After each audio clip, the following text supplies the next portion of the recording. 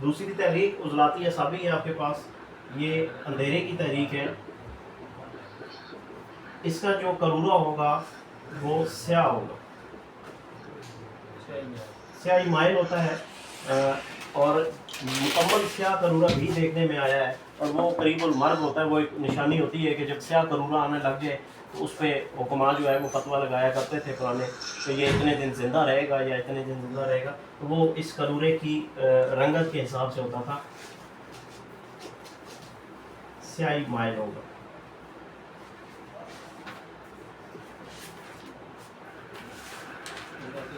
राती बुद्धि जैसे आपको पता है, खुश्की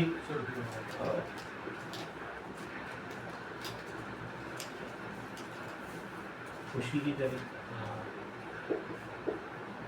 ये खुश्की की तहरीक है। ये जो है आपका सुर्खी माइल होगा। ये गर्मी की तहरीक है, मुकम्मल सुर्ख बुद्धि बुद्धि का गया गर्मी, ये जर्द होगा या पीला।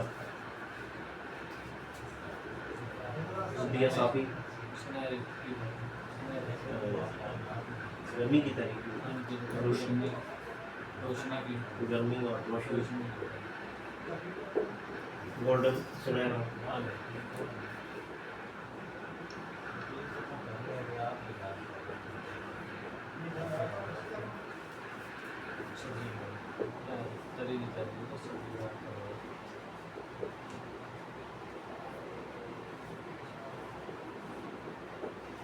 अच्छा जी, ये जो हमारी तहरीकें हैं जो हम जिनसे तशखीस करते हैं 6 तहरीकें। अब ये तहरीकें जो है वो, जैसे पहली तहरीक है असाबी उजलाती, तो ये सर्दी के तहरीक है।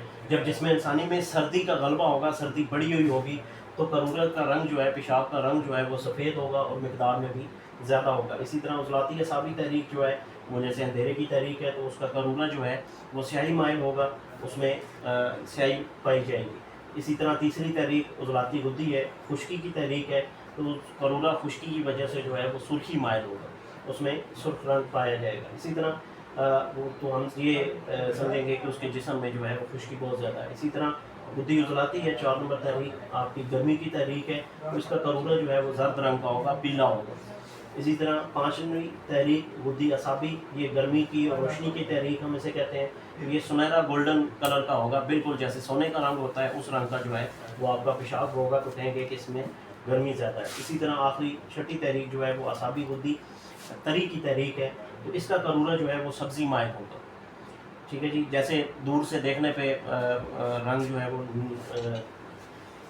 साफ का सफ़ेद का भी हल्का नीला नज़र आता है दूर से देखने पे, तो इसका दूर से देखने पे सब्ज़ी माइल जो है, जैसे काई का रंग होता है, जैसे पानी में काई जमी हो तो दूर से देखने पे वो सब्ज़ी शेड देते हैं ग्रीन कलर का, सब्ज़ कलर का। तो उसी या जिस तरह की सब्ज़ी होती है, सब्जियों के रंग है बहुत ज़्यादा डार्क नहीं, लेकिन उसमें है पड़ेगी, महसूस होगा कि ये इसमें सब्ज़ी रंग मौजूद है।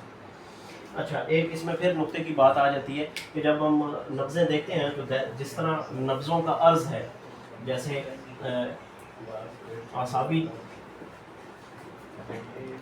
उजलाती और गुद्दी। अब असाबी नब्ज़ जो है वो मोटी नब्ज़ होती है, देखने पे वो मोटी लगती है, उसका अर्ज़ जो है वो मोटा होता है। इसी तरह उजलाती जो है वो बारीक होती है, और गुद्दी जो है वो दोनों के तकरीबन हम मोतदल कह सकते हैं कि दरमियान में होती है।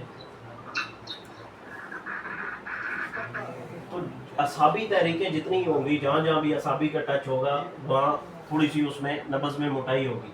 अब इसको करूरे से जब हम जो है वो टैली करते हैं, तो जो असाबी तहरीकों का करूरा होगा वो मिकदार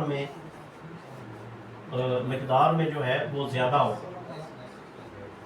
अब जितनी उसमें ठंडक बढ़ती जाएगी उतना उसका करूरा जो है वो बढ़ता जाएगा। ये आपने एक नुस्खा मज़ीद आ गया था तो मैंने कहा ऐड कर दूँ।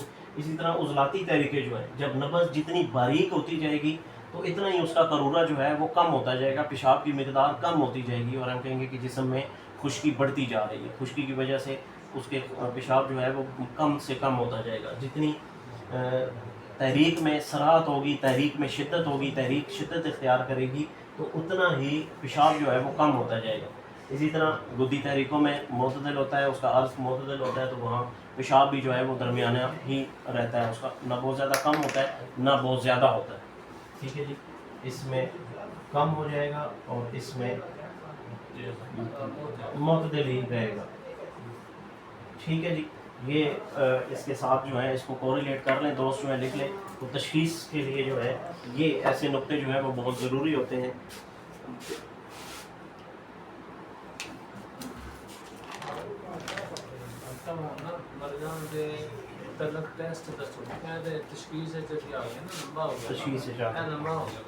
बस वो आके आ जाते हैं, बाकी वो सारे टेस्टां वाले छोटा छोटा है ना, 5-5 4-4 मिनट कवर कर देते 5-6 टेस्ट।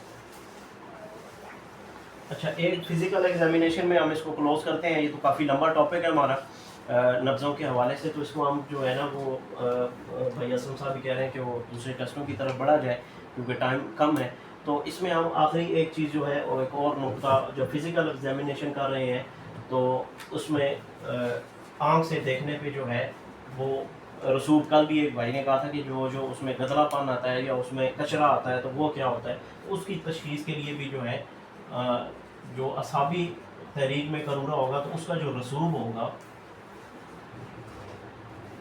होगा या उसको हम रसूब कहते हैं, जो पेशाब में जो है जो एक्सटर्नल इंग्रेडिएंट्स होते हैं, जो वेस्ट प्रोडक्ट्स आ रही होती हैं उसको रसूब कहते हैं। तो असाबी तहरीक के करूरे का जो उसमें रसूब होंगे तो वो तय नशीन होंगे, और उजलाती के जो करूरा होगा, उजलाती नब्ज़ होगी, खुश्की वाली नब्ज़ होगी, इसमें जब हम किसी ब्यूरेट में किसी बोतल में आप चेक करेंगे तो जो रसूब होंगे, जो वेस्ट प्रोडक्ट्स होंगी वो ऊपर होंगी, और जो गुद्दी करूरे की होंगी वो मुअल्लक होंगी, दरमियान में तैर रही होंगी, मुअल्लक या दरमियान। ये एक नुक्ता और दोस्त जो है वो नोट कर लें, ये तशख़ीस के हवाले से बहुत काम आने वाली चीज़ है कि जो रसूब है वो असाबी तहरीक का जो करूरा होगा वो तय नशीन होंगे, उसमें बैठे हुए होंगे तो आप डायग्नोस कर सकते हैं कि इसकी नब्ज़ भी जो है वो असाबी होगी, और अगर ऊपर होंगे, सतह के करीब होंगे तो वो उजलाती होंगे, और जो दरमियान में तैर रहे होंगे वो गुद्दी तहरीक की अलामत होगी। अच्छा, अब आगे इसका हमने एक जो है वो फिज़िकल एग्जामिनेशन की तरफ आए थे, अब हम इसके केमिकल एग्जामिनेशन की तरफ जो है वो जल्दी से बढ़ते हैं। इसकी वजह पता चल सकती है, इसकी वजह पता चल सकती है कि ऐसा क्यों है कि असाबी का जो असाबी में बहुत ज़्यादा ठंडक होती है ना। असाबी तहरीक का मतलब यह है कि जिसमें इंसानी में ठंडक बढ़ गई है, तो वो ठंडक की वजह से जो है वो तय नशीन होता है, और उजलाती में जो है वो खुश्की होती है, तो खुश्की की वजह से जो है वो हर चीज़ ऊपर उठ रही होती है। जैसे खुश्की में अब आप देखते हैं जैसे हवा वगैरह भी चल रही हो या खुश्क हो, या जिस इलाके में भी ओपन एयर में आप देखते हैं कि खुश्की चीज़ें, तो खुश्की जो है वो चीज़ों को ऊपर ले आती है। इसी तरह ये जो गुद्दी तहरीक है ये गर्मी की तहरीक है, तो गर्मी हीट की वजह से जो है वो चीज़ें जो है वो ना बैठती हैं और ना वो उठती हैं, वो मुअल्लक रहती हैं। ये जिस्म के मिजाज आप इसको कह सकते हैं कि जब जिस्म की बॉडी का में जो मिजाज चल रहा होता है, ये उसकी वजह से जो है ये मामला होता है।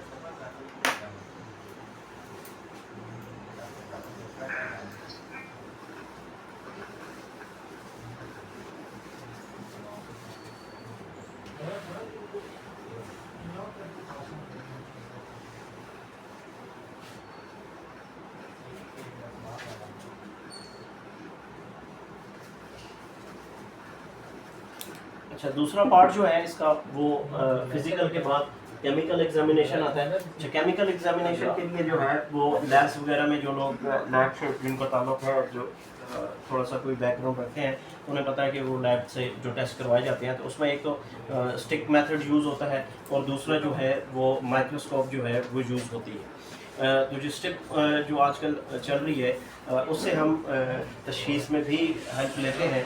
तो जो सबसे मोतबर इस वक्त टेस्ट के लिए आ रही है कंबर 10 स्ट्रिप होती है, वो मैं आपको दिखा भी देता हूँ। दोस्त जो हैं वो देखें, ये कंबर्टन जो है वो क्या नाम बताया इसका नाम? कंबर्टन COMBUR 10, ये 10 चीज़ों को जो है वो आपको जो है वो बताती है। और इसका आसान सा तरीका भी होता है, मैं आपको दिखा भी देता हूँ। इसके ऊपर इस तरह जो है वो बर्ड्स बनी होती है, इस पर आपने पेशाब का एक एक कतरा जो है वो लगाना होता है। ये 10 चीज़ों को जो है वो आपको जो केमिकल चीज़ एनालिसिस में आपको इन 10 चीज़ों के बारे में बताती है। और इसके ऊपर मेंशन किया हुआ है ये 10 चीज़ें कौन सी हैं। वो आपकी स्पेसिफिक ग्रेविटी है, वो pH है, ल्यूकोसाइड्स हैं, नाइट्रोजन नाइट्रेट्स हैं, इसी तरह प्रोटीन है, ग्लूकोज है, कीटोन्स हैं, यूरोबायोलेजेंस हैं, बिलोरुबिन है, एरेथ्रोसाइट्स हैं। ये 10 चीज़ों को जो है ये क्लैरिफाई करती है कि बॉडी यूरिन में आ रही हैं या नहीं। सस्ता सा टेस्ट है, ये लेके दोस्त जो है आप अपने पास रख सकते हैं और खुद जो है वो लगा के इस पे तो उसका एग्जामिन कर सकते हैं। अच्छा, इस पे जब आप यूरिन का एक एक ड्रॉप, हो जाएगा? जी ये बिल्कुल आप घर पे कर सकते हैं। जी किसी का भी यूरिन का आप सैंपल जो है वो आपके पास मौजूद हो तो आप जो है वो ड्रॉपर के साथ या सिरिंज के साथ एक एक कतरा जो है इन 10 पे लगाएंगे तो इनके कलर चेंज हो जाएंगे। ठीक है जी, जैसे लिटमस पेपर का एसिड अल्कली का कलर चेंज होता है तो उस तरह इसके कलर चेंज हो जाएंगे। तो कलर स्कीम के साथ जो है आपने इस बॉटल पे कलर स्कीम दी हुई है उसके साथ आप इसका मैच करके तो उसकी जो रीडिंग है वो आप नोट कर सकते हैं। इसमें सारी रीडिंग्स भी साथ दी होती हैं और इस तरह आप उसकी रीडिंग जो है वो नोट कर लेते हैं। ठीक है जी, जैसे शुगर है, स्पेसिफिक ग्रेविटी है, तो हमने एक नब्ज़ों को वो जांचने के लिए भी इससे थोड़ी सी हेल्प वगैरह ली है, वो चार्ट भी आपको शेयर करेंगे कि स्पेसिफिक ग्रेविटी और pH यूरिन की क्या होगी, तो उसकी नब्ज़ या उसका मिजाज इंसान का क्या होगा वो भी इंशाल्लाह आपको जो है वो शेयर करेंगे आगे जाके। तो इससे आप जो है वो तशख़ीस जो है वो बड़ी आसानी के साथ कर सकते हैं। ठीक है जी, इसमें स्पेसिफिक ग्रेविटी है, pH है, leucocytes, nitrogen, glucose, ketones, यूरोबायोलेजेंस, bilirubin और एरेथ्रोसाइट्स, ये 10 चीज़ें जो हैं वो आप आसानी के साथ जो है इस टेस्ट के ज़रिए जो है वो मालूम कर सकते हैं। ठीक है जी, जैसे स्पेसिफिक ग्रेविटी है तो जब आपके पास आती है तो उसकी स्पेसिफिक ग्रेविटी की जो नॉर्मल रीडिंग है 1.005 से 1.030 तक स्पेसिफिक ग्रेविटी होती है। अच्छा, ये स्पेसिफिक ग्रेविटी 1.005 से जब बढ़ती है तो ये डिहाइड्रेशन की वजह से बढ़ती है। जब बहुत ज़्यादा बॉडी से फ्लूइड निकलता है, पानी निकलता है पसीने की शक्ल में, उल्टी की शक्ल में, मोशन की शक्ल में, डायरिया डिसेंट्री में, जब पानी वेस्ट होता है बहुत ज़्यादा तो ये स्पेसिफिक ग्रेविटी बढ़ना शुरू हो जाती है। इसी तरह जो यूरिन की pH नॉर्मल pH है वो 6 है, जब 6 से ऊपर जाती है 7-8 की तरफ तो हम कहते हैं कि ये अब अल्कलाइन हो गया है। ठीक है, इसी तरह जब नीचे होती है तो हम ये कहेंगे कि ये एसिडिक है, इसमें तेज़ाबियत ज़्यादा जो है वो बढ़ गई है। ठीक है जी, इसी तरह ग्लूकोज है तो ग्लूकोज जो है वो यूरिन में नहीं आनी चाहिए। मैं जल्दी से ये कवर अप करता हूँ ताकि अगले टेस्ट की तरफ भी बढ़ा जाए। तो यूरिन में जो है वो ग्लूकोज नहीं आनी चाहिए, लेकिन अगर आ रही है तो इसका मतलब है कि वो डायबिटिक पेशेंट है या शुगर की वजह से आ रही है। इसी तरह प्रोटीन जो है वो भी नहीं आनी चाहिए। नॉर्मली जो है वो प्रोटीन जो है वो अब्जॉर्ब हो जाती है, लेकिन एक्स्ट्रा अगर प्रोटीन आ रही है तो ये भी किसी बीमारी की अलामत है। इसी तरह कीटोन्स, एरेथ्रोसाइट्स और ल्यूकोसाइड्स जो है WBCs भी कहते हैं, जिसको पस सेल्स भी कहते हैं। तो ये भी किसी न किसी पस सेल्स बेसिकली WBCs ही होते हैं, मुर्दा हालत में जब होते हैं तो उन्हें पस सेल्स कहा जाता है। ज़िंदा हालत में जब होंगे तो वो WBCs होंगे, वाइट ब्लड सेल्स उनको कहा जाएगा। वाइट ब्लड सेल्स जो है वो डिफेंस मैकेनिज़्म भी बनाते हैं, जिसमें इंसानी का क़ुव्वत मुदाफ़ियत जो है वो WBCs के ज़िम्मे होती है। और जितने भी इन्फेक्शन होते हैं, जितनी भी बीमारियां अटैक करती हैं जिस्म पे, तो ये WBCs से बना हुआ डिफेंस मैकेनिज़्म ही जो है क़ुव्वत मुदाफ़ियत इंसान की जो है उनके साथ टकराती है, उनसे बचाने के लिए, जिस्म को उनसे बचाने के लिए। और उस तसादुम में जो जिनकी डेथ हो जाती है, एक कॉम्बैट होता है ना, एक लड़ाई होती है, और उस लड़ाई में जो जिनकी डेथ हो जाती है तो वो पस की शक्ल में फिर जो है वो जिस्म से निकलते हैं। इसी तरह ब्लड है, ब्लड नहीं आना चाहिए, लेकिन अगर इस पर आपको शो होता है कि ब्लड भी आ रहा है तो ये किसी न किसी गुर्दे की चोट हो सकती है, गुर्दे में पथरी हो सकती है, या गुर्दे से लेकर पेशाब की नाली, मसाने में किसी जगह पे जो है वो ज़ख़म हो सकता है। तो ये उसकी जो है एक निशानी हो सकती है। इसी तरह अल्ब्यूमन नॉर्मली नहीं आना चाहिए, लेकिन अगर अल्ब्यूमन जो है वो भी वेस्ट में आ रहा है, इस पे आपको अल्ब्यूमन भी शो होता है, तो इसका मतलब है कि ब्लड की यूरिन बॉडी में जो वाटर लेवल है उसको रेगुलेट करना है अल्ब्यूमन ने, तो वो उसमें अनबैलेंस होगा। उसमें फिर आपके मरीज़ के जिस्म पे आपको सोजन पैरों पे और टांगों पे और आपको सोजन वगैरह भी मिलेगी जब वाटर लेवल जो है उसका बैलेंस आउट हो जाएगा। ठीक है जी। इसके बाद हम चलते हैं जी माइक्रोस्कोपिक। अब इसका दूसरा हिस्सा जो था वो हमारे पास खुर्दबीन वाला आ जाता है जी, माइक्रोस्कोपिक। अब हमने फिजिकल एग्जामिनेशन में दोनों चीज़ें जो है वो फिजिकल और केमिकल वो कर ली, और अब हम चलते हैं माइक्रोस्कोपिक एग्जामिनेशन की तरफ। माइक्रोस्कोप में जब हम देखते हैं तो हमें वो कुछ चीज़ें जो हैं वो उसी रिपोर्ट में जो है वो लिखी हुई आती हैं, जिनमें RBCs हैं,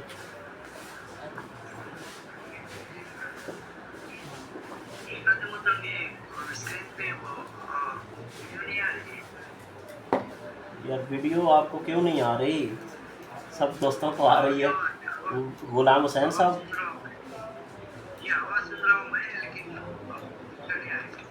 और नहीं वीडियो चल रही है मेरी?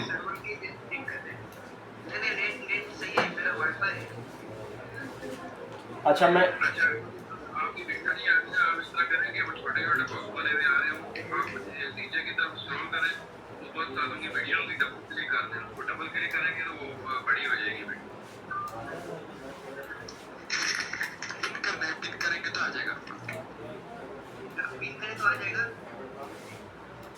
रजा को बनाओ चेक कर उसके अंदर सिस्टम ये हाँ, तो सही है। सिस्टम है। वो जो बंदा चला रहा है उनके अपने उसमें मसला होगा। वो उधर क्लिक करेगा तो वो स्क्रीन बड़ा हो जाएगा तो उसका वीडियो बढ़ेगा। चलिए जी हम कंटिन्यू करते हैं।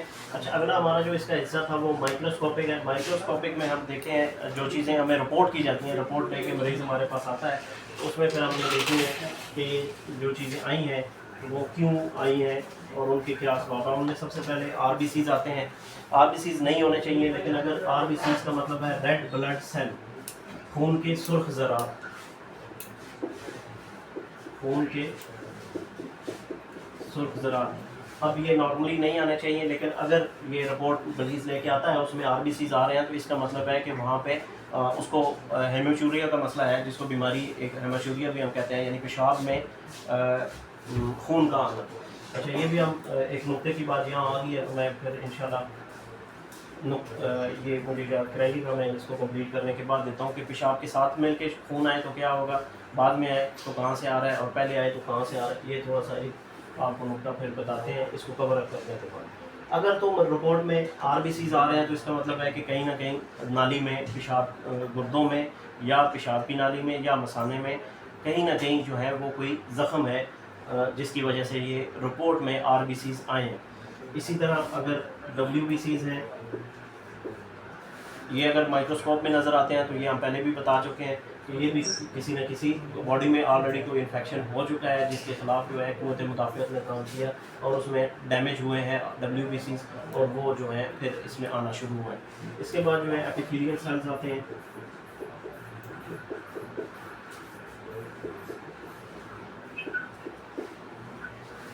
ठीक है जी। एपिथेलियल सेल्स भी जो है गुर्दे की जो अंदरूनी नाली है, जो गुर्दे की हमने कल डिस्कस की थी, जो नेफ्रॉन्स हैं, अगर उनको कोई डैमेज पहुंचता है तो ये एपिथेलियल सेल्स जो है वो यूरिन में आना शुरू होते हैं। एपिथेलियल सेल्स का मतलब है कि गुर्दे के अंदर जो नालियाँ हैं उनको जो है कोई डैमेज पहुंचा है। इसी तरह आगे कास्ट सेल्स हैं।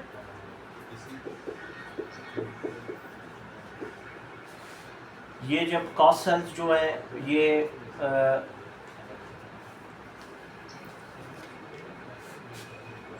हाँ कास्ट सेल जो है ये डिहाइड्रेशन की वजह से जो है वो आते हैं। कास्ट सेल जब आ रहे हो तो इसका मतलब है कि जिस्म में पानी की कमी हो गई है, जिसकी वजह से इनका अखराज शुरू हो गया। ठीक है। उसके बाद आते हैं जी क्रिस्टल्स, मुख्तलिफ किस्म के क्रिस्टल्स आना शुरू हो जाते हैं।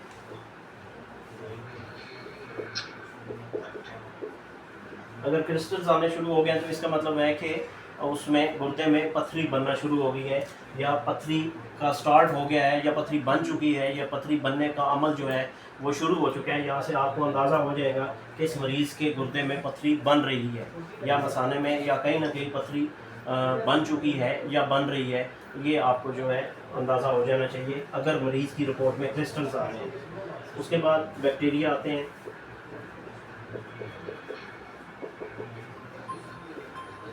अगर बैक्टीरिया आ रहे हैं, आने नहीं चाहिए, लेकिन अगर बैक्टीरिया रिपोर्ट होती है, रिपोर्ट में बैक्टीरिया आ रहे हैं, तो इसका मतलब है कि उसको कोई बैक्टीरियल इन्फेक्शंस ऐसे हुए हैं, मुख्तलिफ इन्फेक्शंस की वजह से जो है वो आ रहे हैं। इसी तरह स्पर्मेटोजोआ आते हैं, कभी कभार होता है लेकिन आते हैं।